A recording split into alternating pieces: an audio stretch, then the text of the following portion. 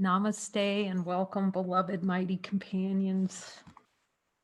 Thank you, Jesus, again for bringing us together in this holy relationship. I see we had to learn what a holy relationship is from the ground up, because consciousness is a denial of holy relationship, which is, Jesus says in a new covenant, the only holy relationship is with God and his kingdom, which keeps it simple. Going up. So we were talking a little bit yesterday about magic, and so we're continuing with the teacher's manual. Obviously, I need to look at it again because Jesus is bringing it directly to my attention. And so we'll just look and see. And also, just a reminder of two things I'm asking him, yes, to talk about. One is, we get so many beautiful beings that come. We're very touched when you join with us. The joining in light session to talk to Jesus. These sessions are so beautiful in demonstration that Jesus really is helping us and willing to work with anyone who wants to hear his voice better, and how he's one-on-one coaching. It's really beautiful. So you can join with us tomorrow if you have the inspiration. And also if you have the inspiration to work with Jesus to go through chapter 20 of a new covenant. And all chapter 20 is just a collection of the beliefs from A Course in Miracles, where Jesus was helping me see how it was desired experience for each one of those. And it was really helpful to go through him with each one so he could show me where I still desired a lot that was not of God.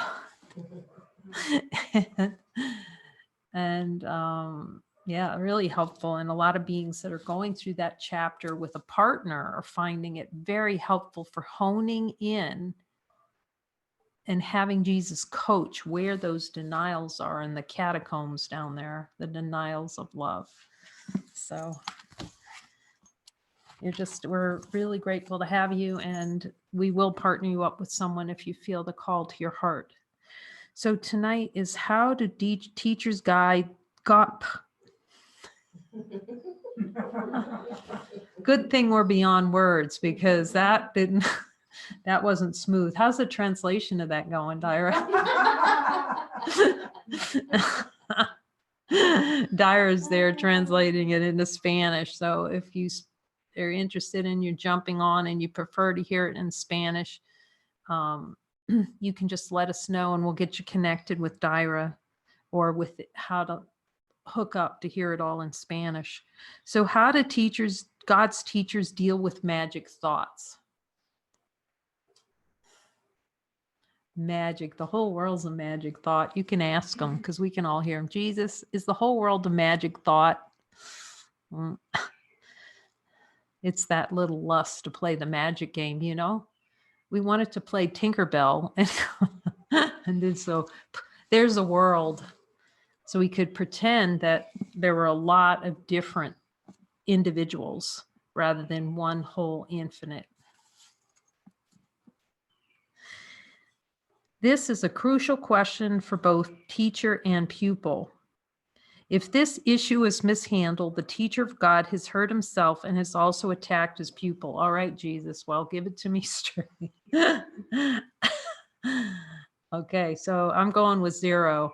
I'm finding it really helpful. Like, go with no idea, like I've never seen the course before. So much love in that.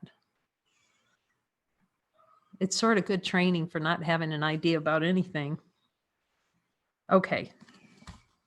For the teacher and the pupil. This strengthens fears and makes the magic seem quite real to both of them. How to deal with magic thus becomes a major lesson for the teacher of God to master. Okay, Jesus, show us how that's going to work. His first responsibility in this is not to attack it. So that would be to make it real. Because I could see that little play, come up of of judging if someone said something and then just kind of going, well, that's not, judging what beings were saying, but it's still judgment. Judgment is different from discernment. Discernment is recognized as staying with Jesus and having Jesus' interpretation of everything, and he doesn't judge anything. So you just kind of see it for what it is. It's you don't make it real.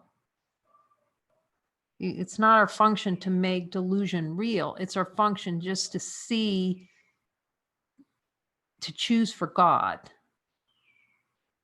and not choose to believe beliefs. And consciousness is a belief manufacturer, and belief manufacturing is to, when we're in that belief, we're in the delusion, we're in the dream. We don't even see where we're dreaming. We're just telling a big old whopping story and living inside of it, that something's happening to me. That's magical thinking, Jesus is saying. Remember when he says, when we're in magic, we're in blankness.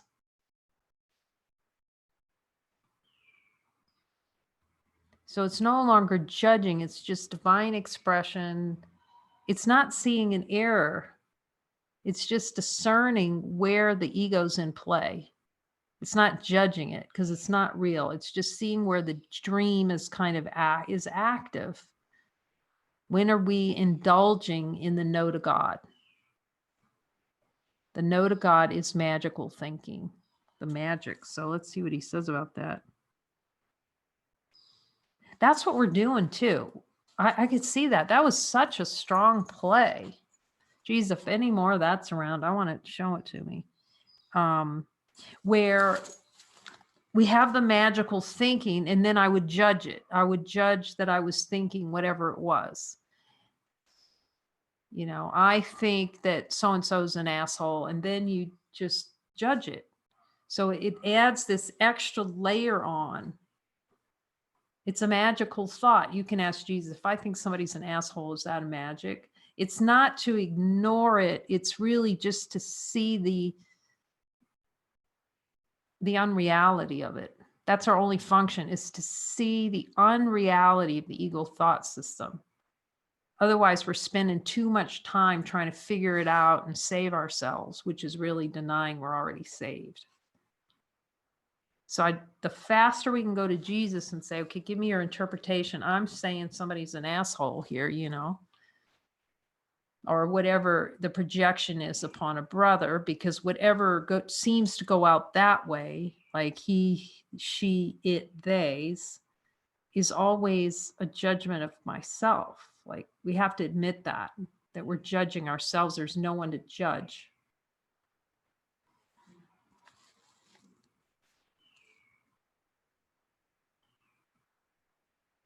Oh, this is so great to see right here, and him remind us. If a magic thought arouses anger in any form, that, oh boy, is that a play in consciousness? God's teacher can be sure he is strengthening his own belief in sin and has condemned himself. So here comes the magical thought, and we stop short of just going all the way with Jesus to say that magical thought, it's just a magical thought. It's not real. We stop just short of that and then get mad at ourselves for having that thought, which is strengthening the ego's thought base. It strengthens, it's an investment in diving deeper into the bubble. So instead of coming all the way out to see with Jesus and look upon it from the perspective of the light, we take a little U-turn, go back down into the catacombs with it. Here's the thought, and I'm really bad and I need to be punished. And then we dive into the catacombs. He's reminding us not to make these things real. Forgiveness does not make them real first. This is so helpful to get that part. Don't make it real.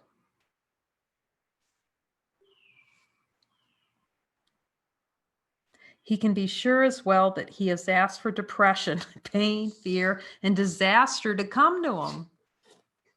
Let's just ask Jesus if we're asking for it. We might as well see that we desire it.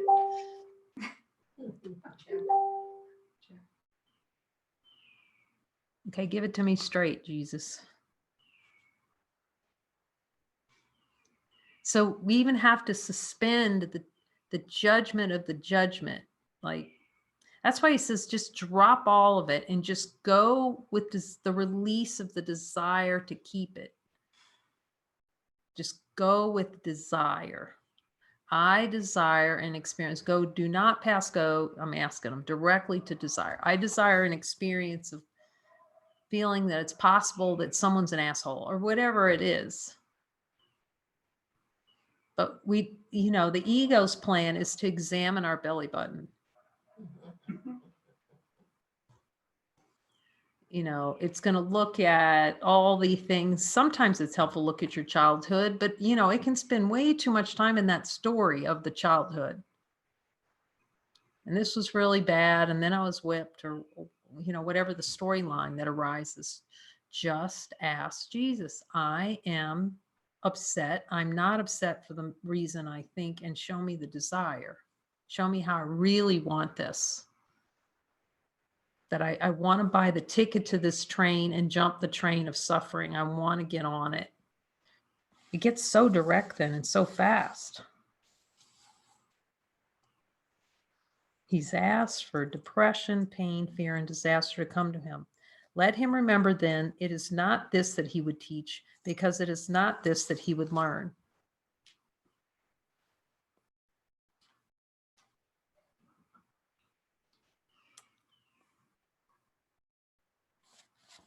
It's like I said, Jesus, you can't be a happy learner without seeing that. He says, no, you can't be happy because you're judging. You're saying no to God, then judging it. See, that God's not judging you, saying no to God.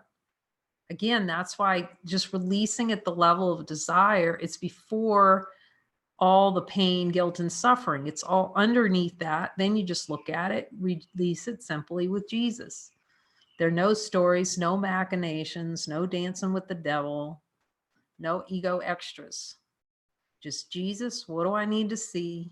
Show me. And okay, am I ready for a miracle? Release. There is, however, a temptation to respond to magic in a way that reinforces it, nor is this always obvious. Boy, I really needed to read this. I'm reading it now, so.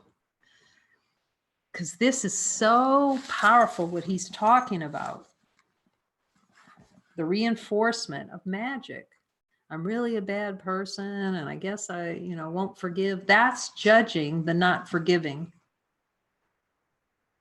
That's exactly what he's talking about here. He says, yes, that's what I'm talking about. You're judging your judgment.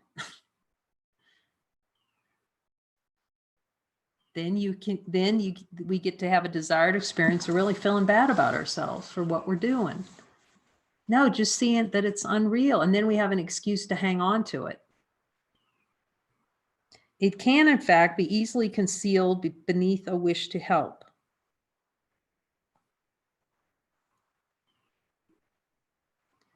Now he's talking about, too, when we seem to see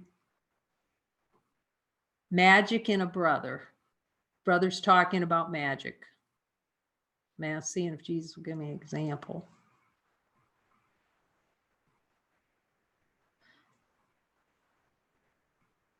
Well, maybe we see a brother. The only saving is really guidance. I mean, that's really the bottom line. Follow Jesus in all cases. But when we're not following, what he's saying is, let's just say we see, just because it can be obvious, someone taking a magic pill.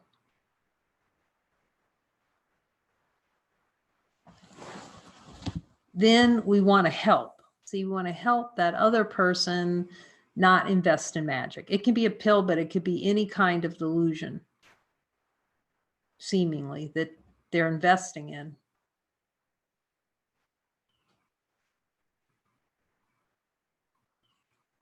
It is this double wish that makes the help of little value and must lead to undesired outcomes. Nor should it be forgotten that the outcome that results will always come to the teacher and pupil alike. How many times has it been emphasized that you give but to yourself? That's why the only solution, it's because what's happening is when you seemingly, there's someone out there, okay, and it's a way the ego plays superior. It sees something out there in form, like a brother expressing a belief about something. And then, quote unquote, we get involved. We're going to help them out by showing them the delusion or whatever. It's making it real for ourselves.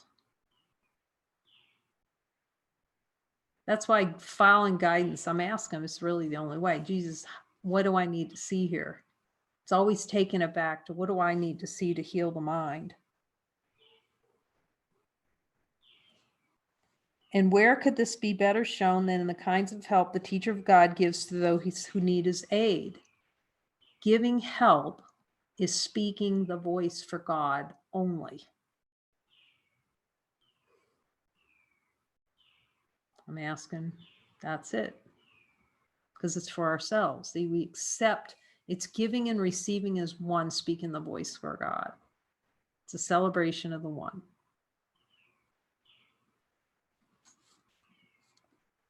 Jesus says that, I trust him. Here is his gift most clearly given him, for he will give only what he has chosen for himself. If we choose forgiveness and we're at peace, we only give peace.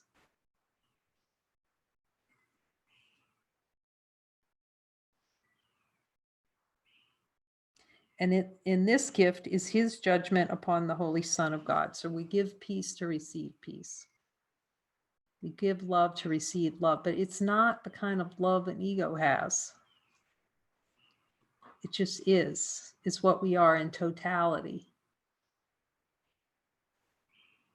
It's what we already are. It is easiest to let error be corrected where it is most apparent, and errors can be recognized by their results. A lesson truly taught can lead to nothing but release for teacher and pupil who have shared in one intent. Attack can enter only if perception of separate goals is entered. And this must indeed have been the case if the result is anything but joy.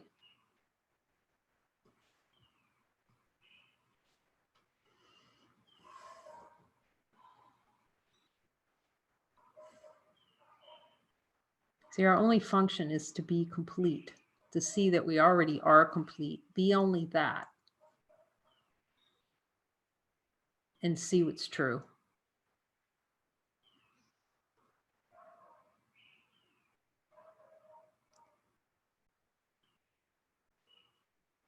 This must indeed have been the case if the result is anything but joy. The single aim of the teacher turns the divided goal of the pupil into one direction, with the call for help becoming his one appeal. This, then, is easily responded to with just one answer. And this answer will enter the teacher's mind unfailingly. From there it shines into his pupil's mind, making it one with his.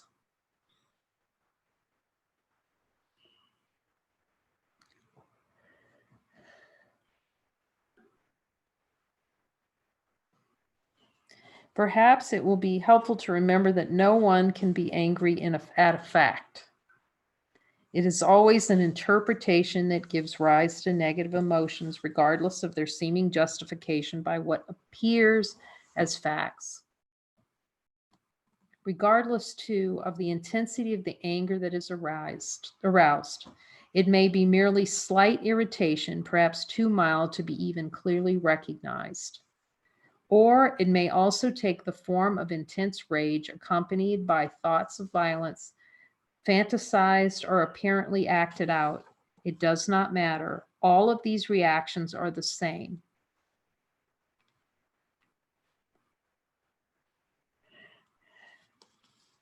He's really pointing back to how it's all the same. The slightest irritation is rage. There's not a It's a denial of the miracle, and that's always rage.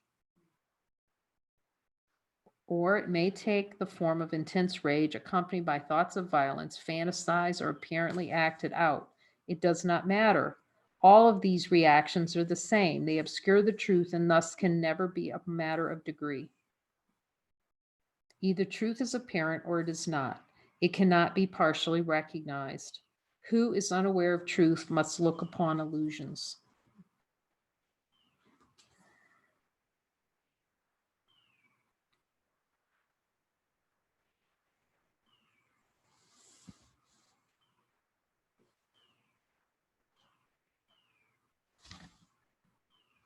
I'm just talking about, so investment in magic is an investment in the delusion.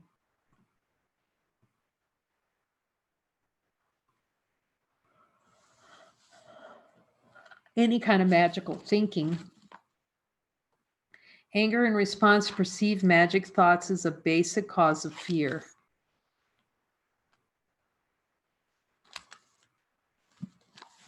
Consider what this reaction means, and its centrality in the world's thought system becomes apparent.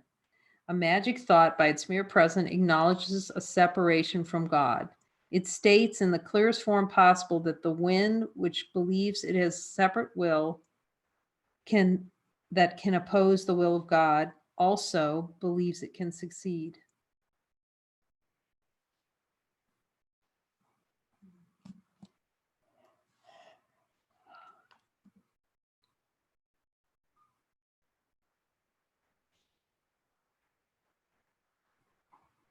A magic thought, by its mere presence, acknowledges a separation from God. That's why we really have to look at the thought engine of desire. You can ask them, Jesus, are all thoughts desired experience to have them?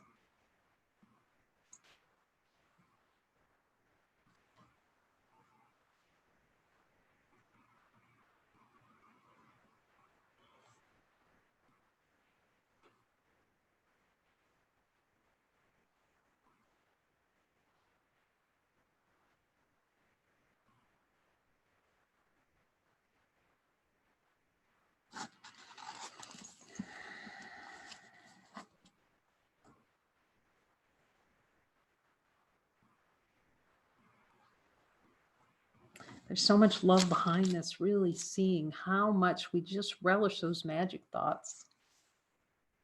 Like, so much love when those are released. And judging, judging the thoughts. That's what kind of makes the looking feels terrible, because that's like, it's like that little extra level of avoidance of looking, because there's not only the thought, there's making the thought real and wrong. And yes, he's pointing to looking at that engine of desire so that the thoughts don't even arise anymore. They've been, the engine of generating the thoughts are cleared.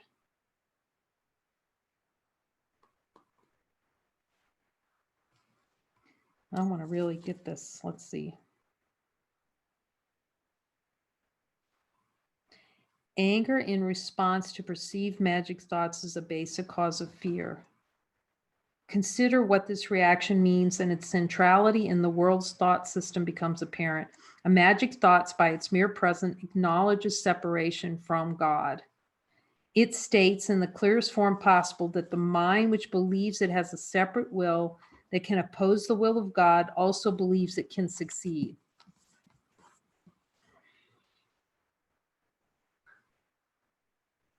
Jesus, do I relish the desire to have an experience with a will separate from God?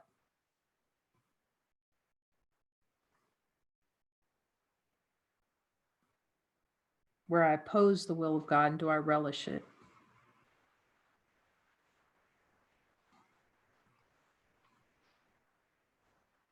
Do I also believe I can succeed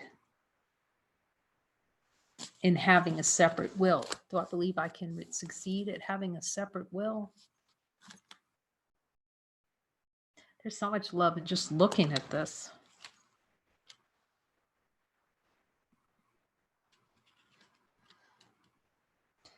That this can hardly be a fact is obvious, yet that it can be believed as fact is equally obvious. And herein lies the birthplace of guilt. We're looking at the birth of guilt. That's why just going directly to the desire is helpful too, because you're underneath guilt. See, you're not splitting out and then judging the judging. Just go directly to the wanting. Saves a lot of time. And getting lost in guilt land up there and in the story.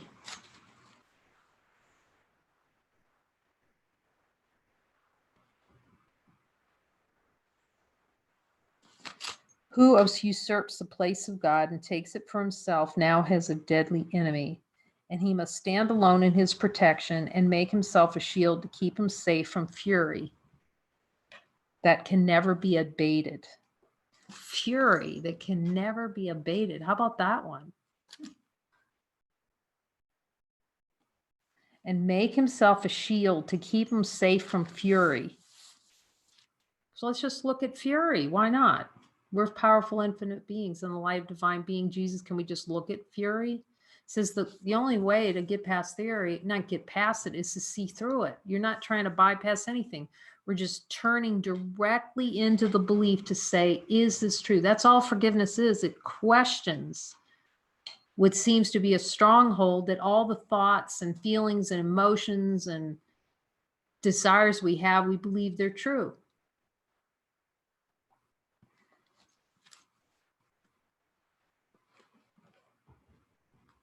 And he must stand alone in his protection and make himself a shield to keep him safe from the fury that can never be abated,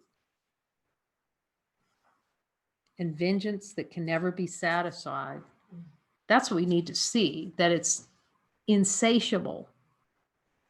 Like, as long as these things are appearing, that means we have a belief that we can reach heaven through them. Yet we have to really see, and he's saying, yes, we have to see that it's insatiable. There's no satisfaction in these plays. How can this unfair battle be resolved? Its ending is inevitable, for its outcome must be death. How then can one believe in one's defenses?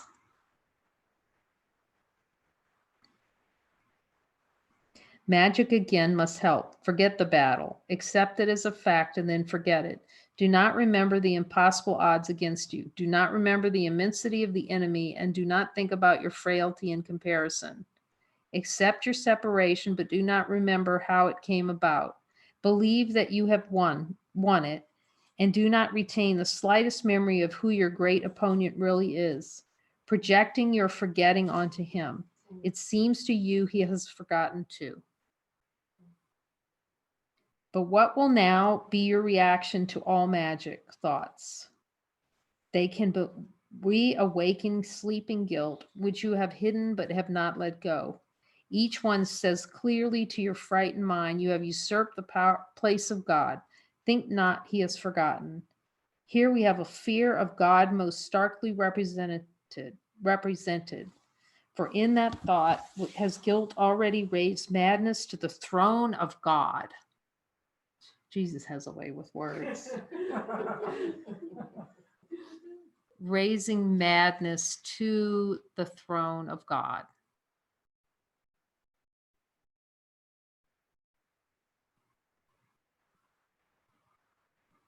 And now there is no hope except to kill. He's really coming to the underpinnings of that death wish. How it's seeming to make it seem that death is our only solution. Here is salvation now. An angry father pursues his guilty son. Kill or be killed, for here alone is choice. Beyond this there is none, for what was done cannot be done without. The stain of blood can never be removed, and everyone who bears the stain on him must meet with death.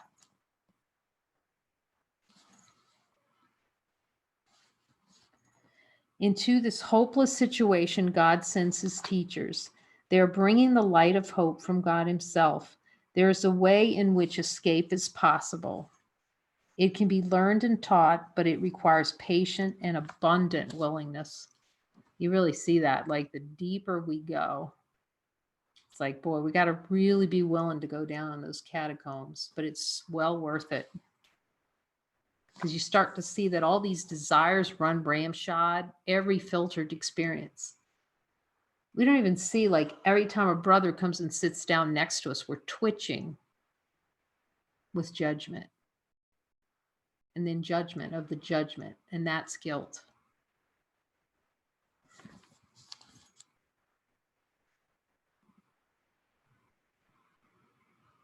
Given that, the lesson's manifest simplicity stands out like an intense white light against black horizon. For such it is, if anger comes from an interpretation and not a fact, it is never justified. Once this is even dimly grasped, the way is open. Now it is possible to take the next step.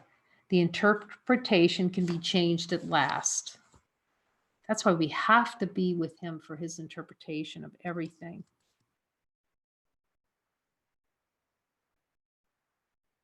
Magic thoughts need not lead to condemnation, for they do not really have the power to give rise to guilt, and so they can be overlooked and thus forgotten in the truest sense.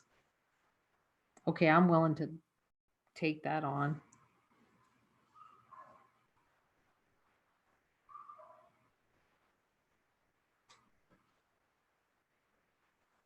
Madness but seems terrible. In truth, it has no power to make anything. This is what the ego doesn't want to see. This is what we don't want to see. Like the magic which becomes its servant, it neither attacks nor protects. To see it and to recognize its thought system is to look on nothing. Can nothing give rise to anger? Hardly so. Remember then, teacher of God, that anger recognizes a reality that is not there, yet is the anger certain witness that you do believe in it as fact. Now is escape impossible until you see you have responded to your own interpretation, which you have projected on an outside world. Let this grim sword be taken from you now. There is no death. The sword does not exist. The fear of God is causeless, but his love is cause of everything beyond all fear, and thus forever real and always true.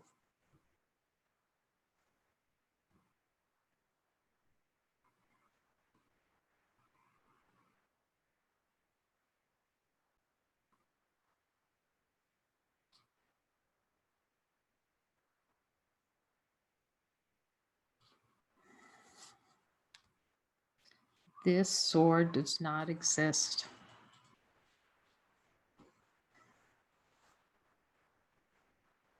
Thank you, Jesus.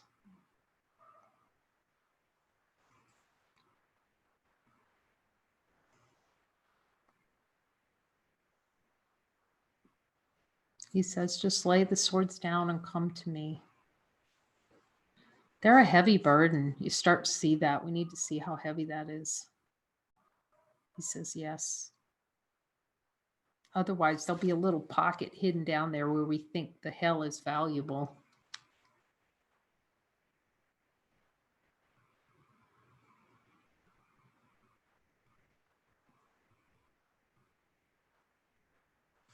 Thank you, Jesus, for bringing us through the manual. This is really deep teaching.